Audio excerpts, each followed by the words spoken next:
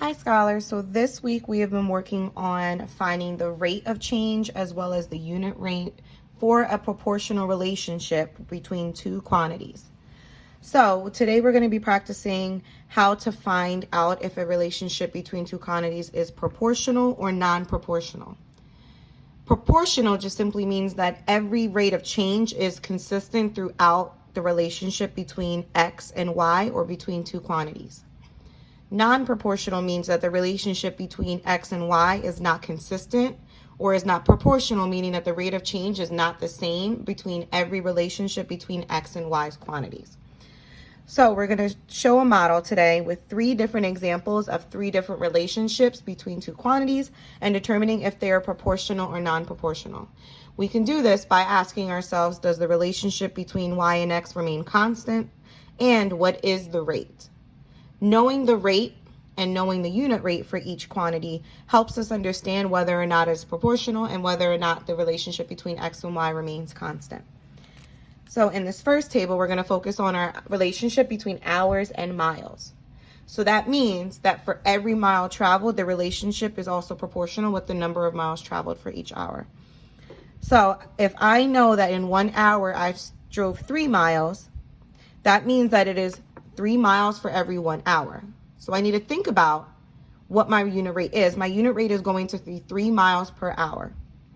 Therefore, that means that when I multiply 2 hours by 3, this amount of this quantity, meaning my amount of miles, needs to be true. If I do 1 hour, 3 miles, that means 2 times 3. This one should be 6. So that 5 is actually not proportional with the consistent rate of change. I can triple check to make sure. Again, my unit rate is 3 miles per hour. That means 4 times 3, they're saying, is 8. It should actually be 12. That means that this rate is not proportional. This is not a proportional relationship between X and Y. Let's check out this one. This shows a relationship between hours and amount of money. So this is most likely talking about somebody's hours that they've worked and the amount of money that they earn per hour. So this chart is saying that if I work 1 hour, I will make $9. That means my unit rate is $9 per hour. So that means for each rate of change on this table, when I multiply my number of hours times 9, that relationship should be proven true in this amount. I know 3 times 9, 9, 18, 27. This one is consistent with the rate of change so far because if I earn $9 per hour for 3 hours, that would give me $27. For 6 hours of working,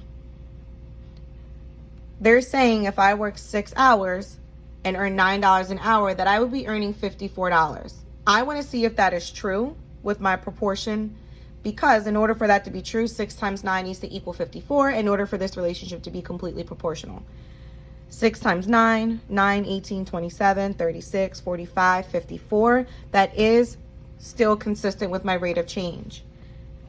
9 times 9, as we know, is 81. 12 times 9, 9 times 10 is 90. 9 times 2 is 18. 90 plus 18 does equal 108. This relationship is proportional. It is proportional because it tells me that for every 1 hour I earn $9 and this rate of change remains consistent. We can check out one more. This unit right here, it says 1 hour equals 5. So that means for every 1, I should have an outcome of 5. So that means my rate is 5. 2 times 5 does equal 10. That works. 3 times 5. 3 times 5 is 15. 4 times 5 is 20. And 5 times 5 is 25. So this relationship is proportional with the consistent rate of change. Now, in order for this to work, you notice that I find the unit rate, check the unit rate,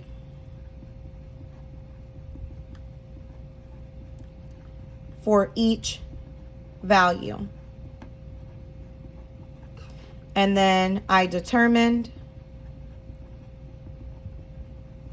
proportional or non-proportional, okay? So you want to think about, find the unit rate, how much per one.